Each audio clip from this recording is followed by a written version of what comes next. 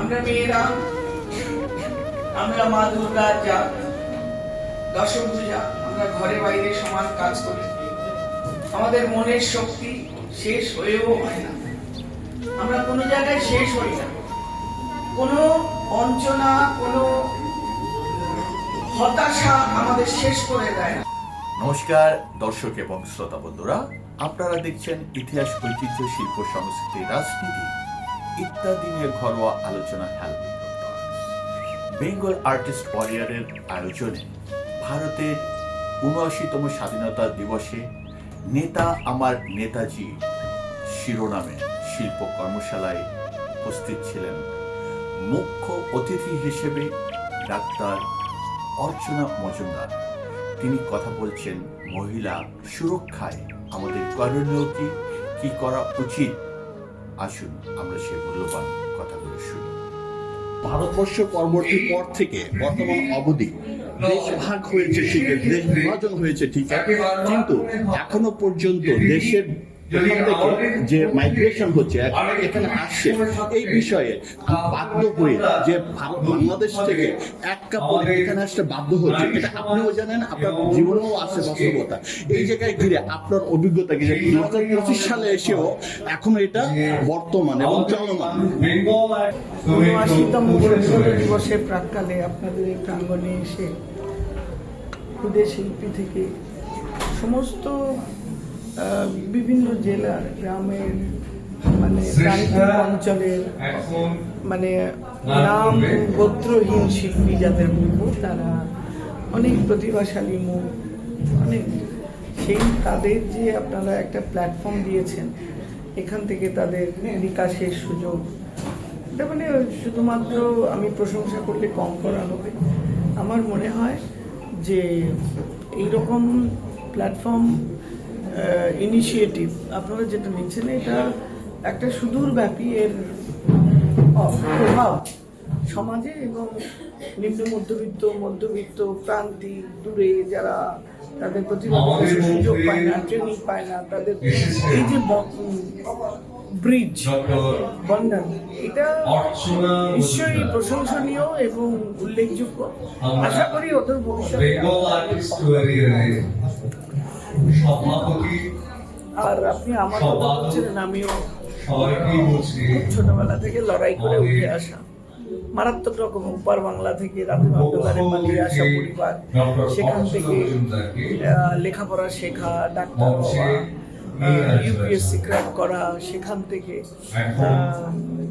নানান ঘাত প্রতিঘাতের ভেতর দিয়ে তাতেও টপ মোস্ট লেভেলে চলে গেছিলাম এসএইচডি। সেখান থেকে একটা সময় মনে হয়েছিল সরকারি চাকরিতে যতই উপরে কাজ করে সমাজের জন্য, মানুষের জন্য সবসময় সবকিছু করার সুযোগ থাকে না, একটা লিমিটেশন থাকে।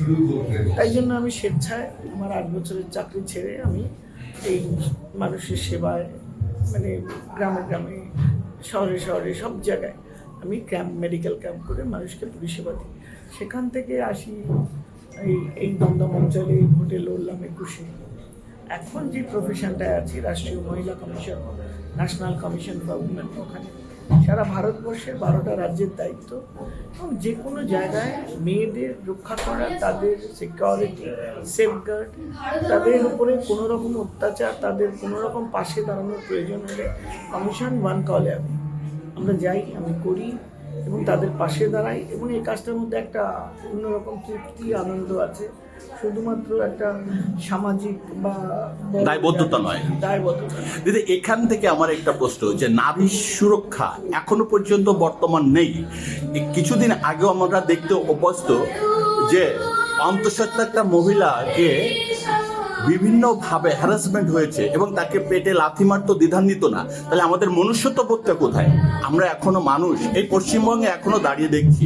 এই জায়গা থেকে আপনার নারী সুরক্ষার বিষয়ে আপনি কি বলতে চান?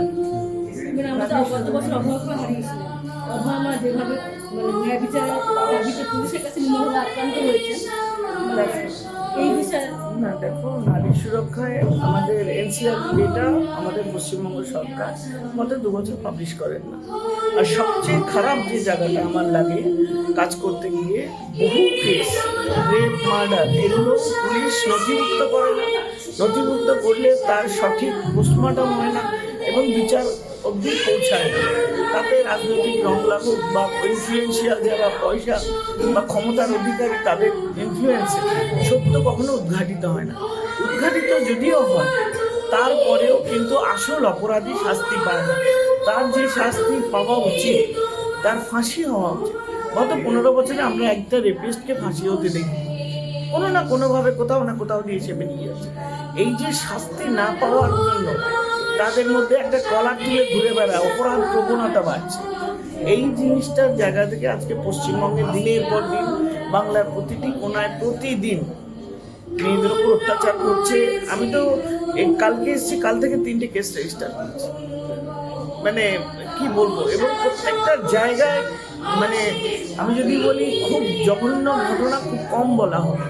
কোনো জায়গায় রেপ মার্ডার করে তাকে মৃত ভেবে ফেলে দেওয়া হয়েছে, কোনো জায়গায় তাকে এগুলো করার পরে পুলিশ দেয়নি।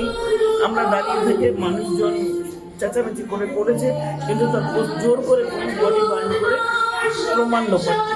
এই জায়গাগুলোর থেকে আমাদের লড়াই। আমরা এখান থেকে দাঁড়িয়ে সেই মেয়েদের পাশে দাঁড়ানো, পরিবারকে ভয় দেখানো হয়, তাদের অস্তিত্ব সংকট হয়ে যায়, পরিবারের অন্যদের উপর আঘাত। সুতরাং আমাদের যে পাশে দাঁড়ানোটা এত সহজ নয়। এটা নানানভাবে, তাতে আইনি পরিকাঠামো, পুলিশকে পাশে পাওয়া, মানুষের মধ্যে অপরাধ প্রবণতা বা মেয়েদের উপরে অত্যাচার করাটা যেন কিছু কিছু মানুষের পুলিশের অধিকার এই জায়গায়, এবং একটা অন্য রেশিয়াল জায়গা থেকে একটা ধর্মের ব্যাপার থাকে। সুতরাং কিছু মেয়েদের অন্য হিসেবে দেখা হয়। আধুনিক সমাজ, ইন্টারনেটের প্রয়োগ, এগুলো নানান ফ্যাক্টর কাজ করছে। তো সেই জায়গা থেকে আমরা কাজ করছি মেয়েদের আরো শক্তিশালী, আরো সাহস জুগিয়ে তাদের পাশে দাঁড়াবার জন্য। অনেক অনেক ধন্যবাদ দিদি।